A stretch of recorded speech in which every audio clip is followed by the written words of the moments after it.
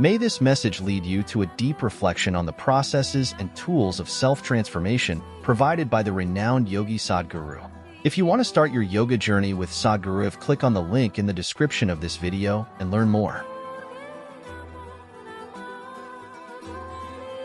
You must take enormous care. So I have listened to you saying that 70% of our body is water, and if we drink the energized water, it really we can have grip on the body and mind. Is it true with the air and food that we drink? Because in the city we have to live with the polluted air and the air-conditioned rooms in our company. So could you please explain the Bhuta Shuddhi process in a elaborate?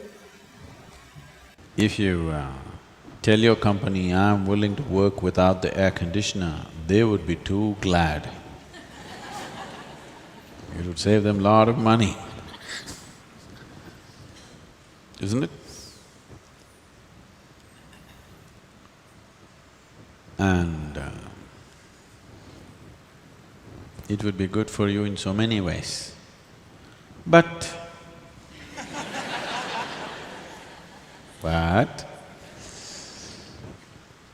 now, the city is not in that kind of condition where if you open your window, breeze will not come, smoke will come, smell will come, dust will come. So, it's good, convenient. But you don't have to sit here 24 hours, only for work. You can take a walk whenever you can. And anyway, 72% is water, 12% is earth, only 6% is air. In that 6% air is not always in the breath. Out of the 6% air that is here, it is only less than 1% which you're breathing. Rest is simply there. For some people, it's concentrated in the brain. But otherwise, in every cell in the body, there is air. So when you say air, it's not just the breath. 6% air is in every cell in the body. Just remove it a little bit from the brain, it'll be good. It's good if it's in the lungs, in the heart and the muscles. They function better if there is oxygen, you know? You know this. If you're oxygen deprived, muscles become rigid because this needs air, otherwise it'll not work.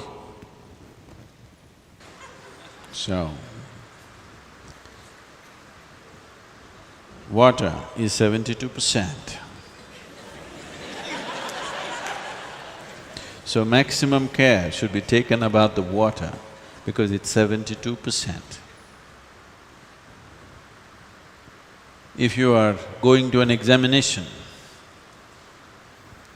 suppose it is like this, let's say you're going for physics examination.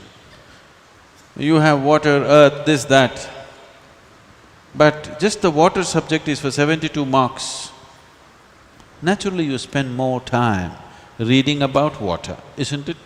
Studying water, yes or no? Air is only 6%, you may not study because you are okay with 94.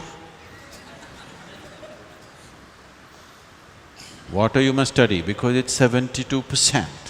You must take enormous care about the water because it's 72%. And it has tremendous memory. If I open this water, or even without opening, if I say something to this water, it remembers. There has been lot of experiments in this direction. So, if you take this water from wherever the waterworks is and pump it to your house, let's say it went through 50 bends, pumped forcefully with a certain force, which naturally is done, and you're living on 12th floor of the apartment, so further forced up. Now they're saying, if it goes through 50 bends, about 60% of the water has turned poisonous. Immediately when it comes in the tap, if you take it and immediately drink it, it will work as poison in your system. If you take it and hold it for some time, it will undo itself again. Because the poisoning is not chemical, it is molecular. Molecular changes are happening. no chemical change is happening. This is why traditionally your grandmother always told you, always you must gather the water, keep it overnight in your house in a properly cleaned vessel with vibhuti and kumkum on it and one flower on it. Yes or no? In traditional homes, only tomorrow morning you drink it. Not as soon as it comes inside your house, you don't drink it because it carries all kinds of memories. In very traditional homes, people every day do puja to the water pot. Yes? And you never drink the water as soon as it comes. You keep it, give it enough time to undo itself from whatever nonsense it has gathered so that it is suitable for you when you drink it. Water you must take care, because it's 72%. It's first class, more than passing mark. Next thing is food, because that's the earth. 12%, still substantial, isn't it? So how food goes into you, from whose hands it comes to you, how you eat it, how you approach it, all these things are important. Then comes your air, 6%. In that 6%, only 1% or less is your breath. Rest is happening in so many other ways. And it's important, especially if you have children, at least once a month, take them out somewhere, not to the damn cinema, again breathing everybody's nonsense. The air gets affected just by the sounds. And the intentions and the emotions, all the rubbish that's happening on the screen and all the rubbish that's reflecting in human minds of violence, of sex, of greed, of this and that, is affecting that limited air in that hall in a tremendous way. So instead of taking them to the cinema, take them to the river, teach them how to swim, climb a mountain. Where is mountain, Sadhguru? Himalayas is so far away. Even a small hill is a mountain for your boy. Yes? Even a little rock, just go climb and sit on one of them. Children will enjoy it immensely, they will become fit, you will become fit. And above all, your body and mind will function differently. And above all, you are in touch with the Creator's creation, which is the most important thing. Not your own rubbish that you made. Yes, it's comfortable right now, but it's not everything. So instead of going to the restaurant, instead of going to the cinema, instead of going somewhere else like that, at least once a month, it doesn't cost anything. Doesn't cost anything. You can take your rice and avkai and go and eat there. Anyway you have it. You don't have to spend money on this. Even better, if you don't want to spend money even on the bus or car, all of you cycle. Just 3 kilometers, 5 kilometers outside Hyderabad, sit on one rock, just spend time there, feel the sun. It's very important you get some sun, air, good water. Come back, you are doing Bhuta Shuddhi in a very natural way. It is not the ultimate type of Bhuta Shuddhi, but you are doing some Bhuta Shuddhi. This is what I was saying just now. If you take care of food, water, air is not always in your hands because you're living in a city. But water and food you can take care. And what kind of fire burns within you, that also you can take care. Sunlight has not become impure, isn't it? Get some sunlight every day, please. Get some sun on your body every day, because sunlight is still pure, isn't it? Nobody can fortunately contaminate it. And what kind of fire burns within you? Is it the fire of greed, fire of hatred, fire of resentment, fire of anger, fire of love, fire of compassion? What kind of fire burns within you? You take care of that, then you don't worry about your physical and mental well-being, it's taken care of. One more thing if you want to do, you just light an organic oil lamp, a cotton wick, Some oil, anything, what do you use here? Normal cooking oil. Linseed oil, rice bran oil or sesame oil, what do you have?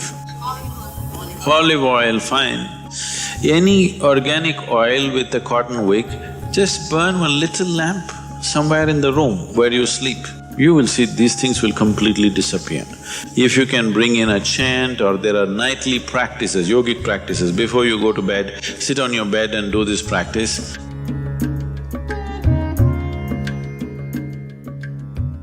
Do you know, if you live for about 60 years, you're… on an average, most human beings are eating anywhere between 1100 to 1400 tons of food.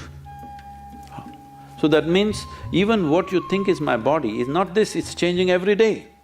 New input is happening and old things are going away. So 1400 tons, you don't carry that much of weight right now. So obviously, what you have as a body right now is just a transient amount of food and soil, isn't it? Hello? So what you think is mine also is not it is just all the time changing. Tonight before you go to bed, spend at least 12–15 minutes reminding yourself, you're neither this body nor this mind.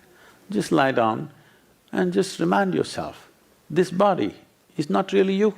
It is mine right now for use, but it's not really me. Just… if you're not able to do it, just link it to your breath. Inhalation, I'm not the body. Exhalation, I'm not even the mind. Just lie down for 12 minutes and do it, till the last moment, till you fall asleep. This is something you must notice. I've spoken in the prisons, I've spoken in many places. So you're here willingly.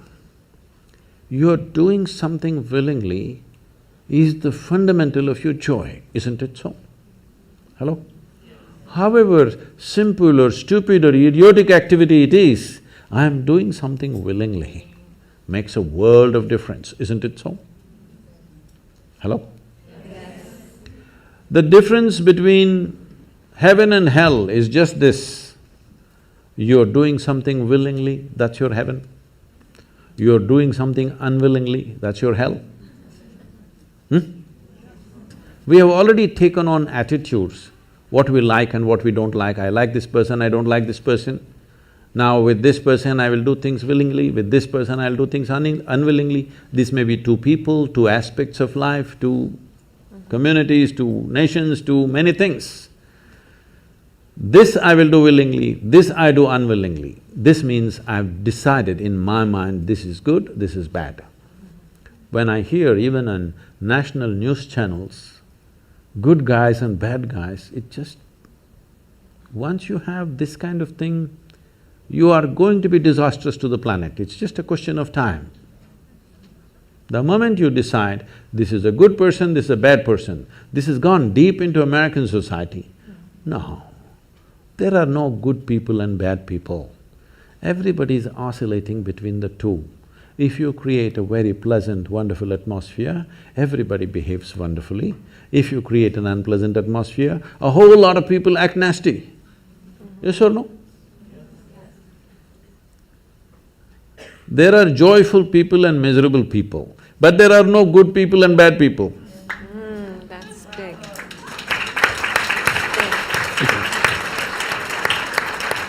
The moment we think we are good, we are entitled to destroy the bad, isn't it? Yeah. Oh, we've been destroying a lot of people for a long time. Time to stop that because human beings are in different levels of experience and understanding, variety of people. Anybody who is not like you is obviously bad, isn't it? Isn't it so? Those who are not like me must be bad people. Because the basis of goodness and what you think is goodness is decided by you. No, you have no business to do that. Willing means this, I'm just willing. I'm 100% yes to life. I am not yes to this one, no to this one, no. I am just yes and yes to life. If you are 100% yes to life, you are a volunteer. Oh, that's You beautiful. have become a willing life. You have become so willing that you have no will of your own. People ask me, Sadhguru, how do you operate with all these people? All kinds of horrible questions they're asking, they're doing this, they're doing that. I said, my life is not about them, it's about me. It's about how I am. It's about me. It doesn't matter how they are, that's their choice. But how I am is my choice, this is my way. No matter what they do, I'm like this. Because I have not given that freedom to anybody that somebody can freak me, somebody can make me angry, somebody can make me happy, somebody can make me unhappy. These privileges I kept to myself. It's time you do that too. Because if somebody else can decide what can happen within you right now, isn't this the ultimate slavery? Huh? Isn't this? Someone else can decide what should happen within you. What happens around you, of course, so many people decide. What happens around us is not 100% ours. But what happens within me must be my making, isn't it? Right now, just about anybody can freak anybody because they're not volunteers, they're unwilling. Volunteering means you have no will of your own, you can do whatever is needed. You know, we are a volunteer organization, this means all kinds of people. Most of them are not qualified for the jobs that they're doing. And I cannot fire them because they're volunteers.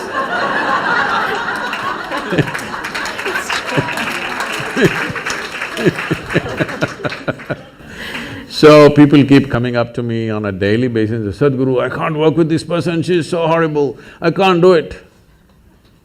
I tell them, see, in this world, this is the sort of people who exist, like this, like this, like this, like this is the kind of people there are. But if you want to work with ideal people, you must go to heaven. And today. Today. But if you think what you're doing is very significant, you must learn to work with all these horrible people. This is how the world is. If you think what you're doing is very significant, you learn to work with all kinds of people.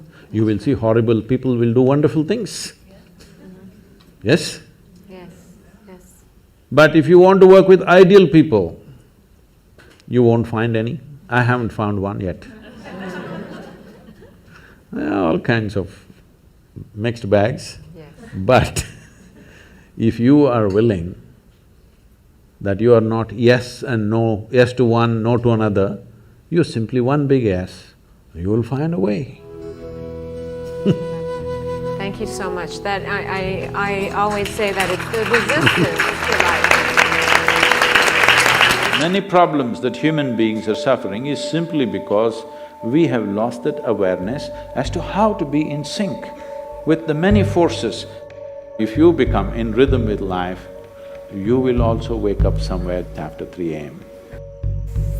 At that time, if you sit up and do whatever process you have been initiated for, it will bear maximum fruit.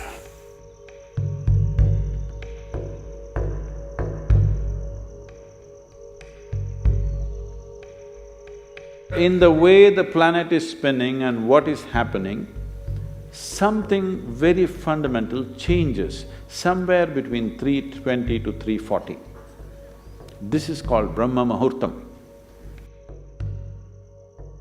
This is relevant only up to 33 degrees latitude. Your system, human system, functions in a certain way. It is a possibility. So, there has been an awareness about making use of this possibility. Your life is a product of many things that we call as the universe, many things that we call as existence. So, we are a consequence of a certain phenomenal happening that we call as cosmos. We are not an individual existence. So when you get in sync, certain things will happen. You know, there's a… Sicarius In where we are in Tennessee, the US ashram, they wake up once in 17 years. Can you beat it? They know it is 17 years and they come awake and they breathe and they go back to sleep. They're keeping time once in 17 years, no alarm bell anywhere.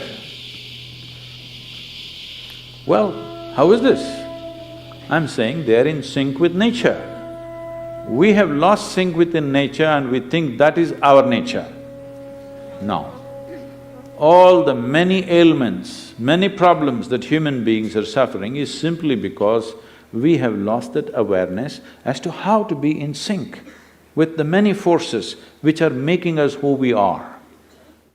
So yoga is to bring that sync so that you are in rhythm with life. If you become in rhythm with life, you will also wake up somewhere just after 3 a.m. If you're conscious, suddenly a certain spark of aliveness will happen within you. Even if you're in deep sleep, you will come awake. This must happen to you. This means you're falling in sync with it. You're falling in sync with life. So what should I do? Should I meditate? Should I do a kriya? Doesn't matter what. You must do a process for which you have been initiated for.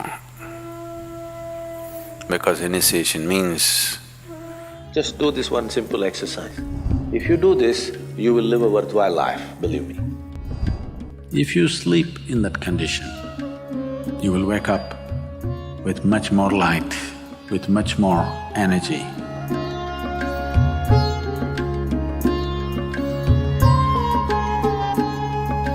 Generally, in India, they told you should not put your head to the north and sleep.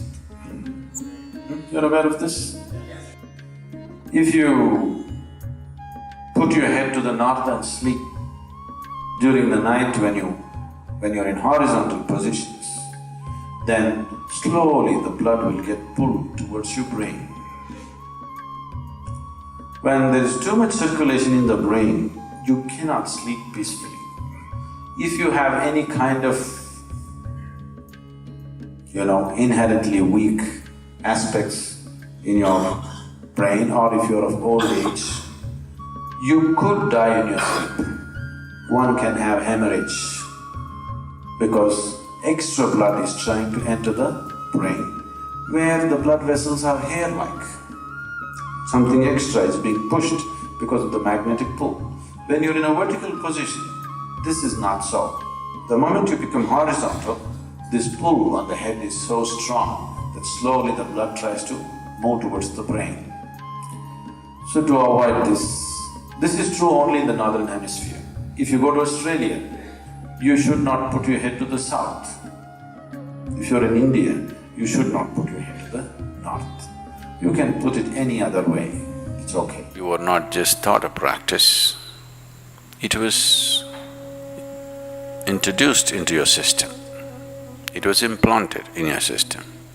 So whatever, if there is a life seed within you, if you're awake at Brahma Muhurtam and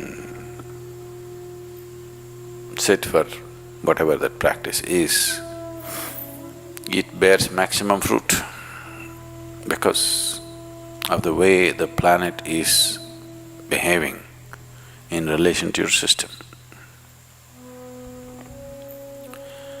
If you become aware in a certain way, a certain level of awareness is achieved within you, you will see, you will simply know when that time is. If you go to bed at the right time, you don't have to look at your watch. You will always know when it is 3:40. Because the body will behave in a different way. At that time, if you sit up and do whatever process you have been initiated for, not what you picked up from a book, it will bear maximum fruit. The seed will get the necessary support at that time for it to sprout or spurt up more rapidly than at other times. This is only for the initiated. If you are not initiated, you're a book yogi, then 340, 640, 740, not so much of a difference. Sandhya kalas are more important for such people. Sandhya means 20 minutes before sunrise, 20 minutes after sunrise, or 20 minutes before sunset and 20 minutes after sunset. The same goes for noon and midnight, but they're of a different nature. So these two twilights are better for the uninitiated. 340 is good for those who've been powerfully initiated. You can incubate a lot of either negative things or positive things in sleep.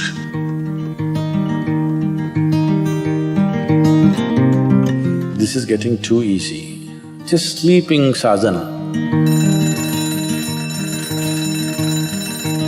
So coming awake to an alarm bell with a sudden start is not the best way to do your life.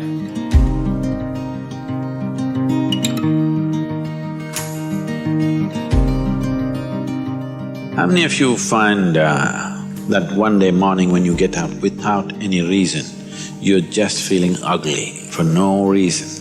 If it is happening even at least 2-3 times a year, if it is, then you must do certain things before you go to bed. It's very, very important. Because unconsciously, you need to understand this, you can incubate a lot of either negative things or positive things in sleep. Either pleasantness or unpleasantness, you can incubate very effectively, uninterrupted in sleep. You can also incubate it in the day, but there are so many interruptions, it doesn't happen very efficiently. But if you have a tendency to go to bed in a certain way and you wake up in the morning really nasty for simply no reason, that means you're incubating things in the night very efficiently. Bad eggs. This is not just about psychological disturbances, it can cause major physiological problems over a period of time. It's important that you eliminate these things from your life.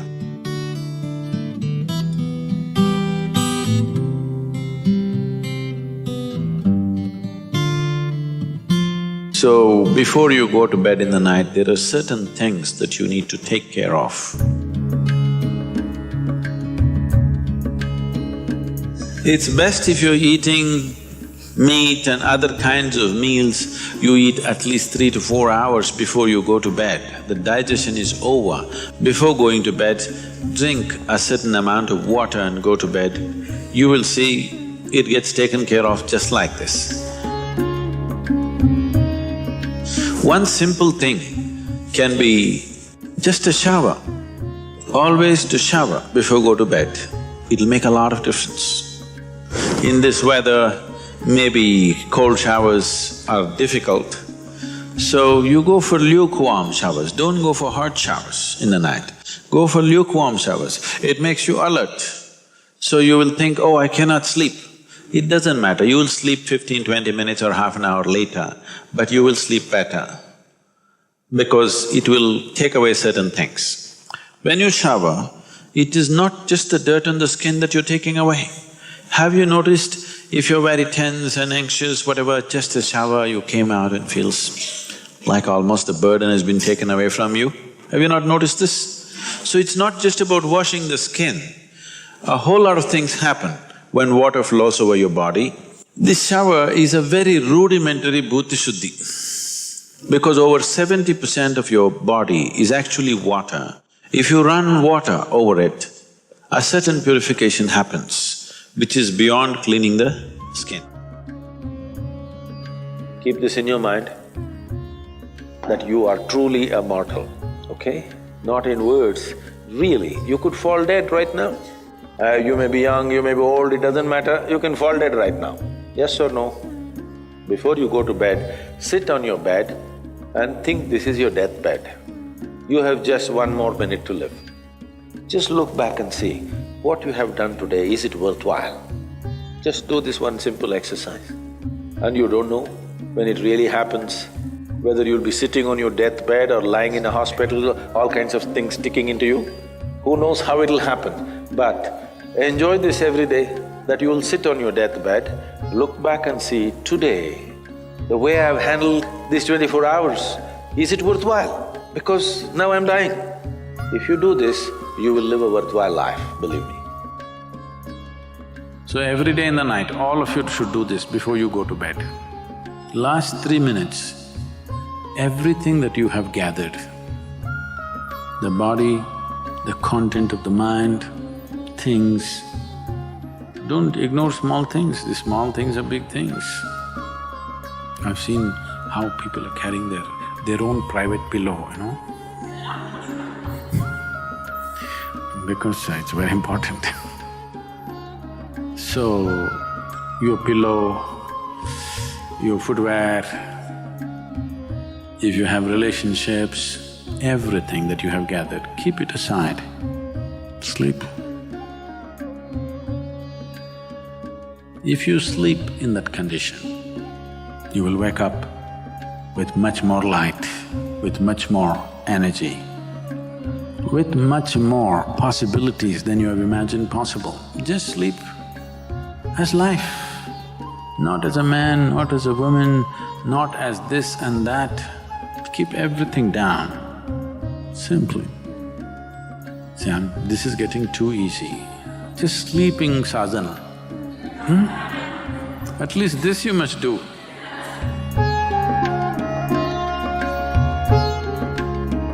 I'm talking about attention, not even about something, just being attentive. In the yogic systems, we have what is called as dashavadanis, shatavadanis. What this means is, a man will do 10 things at the same time.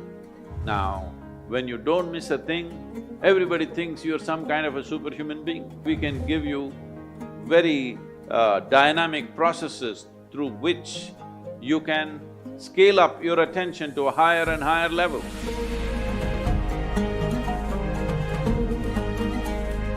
Visionary Women is a volunteer-run organization, and I know that every single person who is here is giving their time to one organization or another.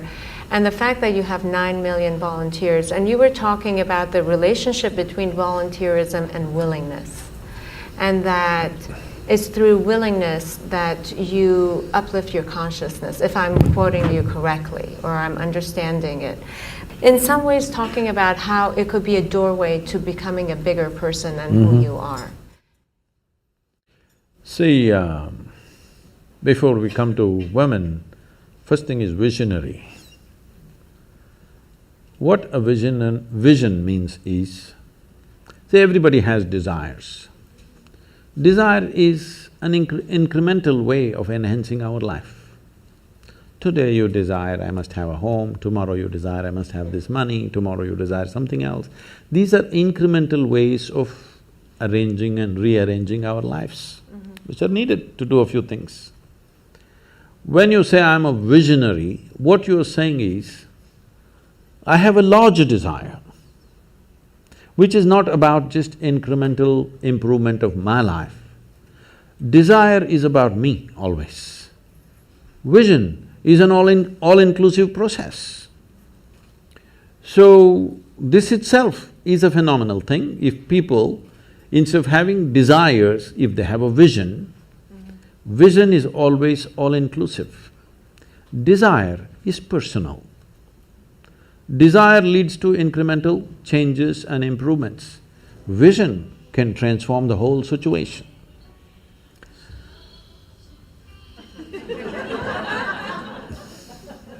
I like music. So, about willingness, because you said you're a volunteer, is to be a volunteer. A volunteer means somebody who is doing something willingly, right? There's no other compulsion. There are no financial compulsions, there are no social compulsions, there is no something else. You want to do something willingly. So when you're a willing participant, right now, you're a volunteer. I'm asking all of you, right now, are you compelled to be here or are you here voluntarily? Oh, thank you. Because I've spoken to conscripted people also. Is what means focus to you, and which way can we apply focus in our daily life? So what's your definition of focus? Okay. There are many ways to describe this word. Instead of saying focus, if you use the word attention, would you agree that attention and focus are about the same thing? There is a little difference. There are nuances to it, but when you say focus, it's just like focusing a light on something means only a focus is always a spot. Attention can be much more widespread. See, right now, if you have clear vision, I'm having problems seeing the young man because you kept him in darkness there in the hall But if the hall was well lit, I don't have to focus myself to see the people who are sitting here. I just need attention. If I'm attentive, I will see all the people here the way they are. But now I get interested in this one young man, then I need focus. If I had only focus without the general attention about everything around me, indiscriminate attention I'm talking about, attention not even about something, just being attentive only because there is a certain level of attention and awareness within you, you even know that you exist. Otherwise, let's say in sleep, in your experience, neither the world exists nor you exist, all that's happened is there is no attention. Because there is no attention, there is no perception of any kind.